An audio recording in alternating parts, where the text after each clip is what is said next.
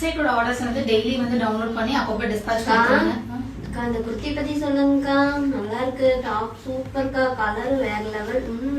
தேன் வந்துட்டு ரெகுலரா எனக்கு வந்துட்டு அக்கா ஹகோபா மெட்டீரியல்ல வந்துட்டு ரெகுலர் வேர் குர்த்தி உங்களால பண்ணி கொடுக்க முடியுமான்னு சொல்லி கேட்டாங்கன்னு சொல்லியிருந்தாங்க.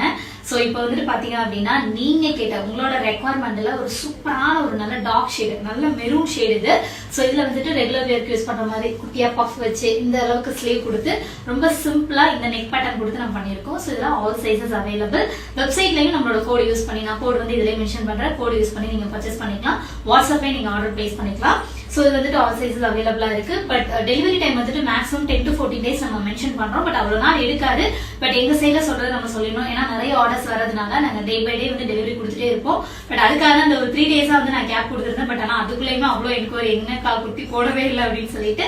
சோ இந்த குர்த்தி யாருக்கெல்லாம் பிடிச்சிருக்கோ ஆர்டர் பிளேஸ் பண்ணிக்கோங்க. ஒரு பார்வையிலே என்னை உறைய வைத்தாய், சிறு புன்னகையால் என்னை உருக வைத்தாய், அடனான் என்ற ஆணவம் அழிய வைத்தாய், உன் பார்வையிலே என்னை பணிய வைத்தாய், என் மாரடி உயரத்தை அபகரித்தாய், உன் காலடியில் என்னை கனிய வைத்தாய், என் மாரடி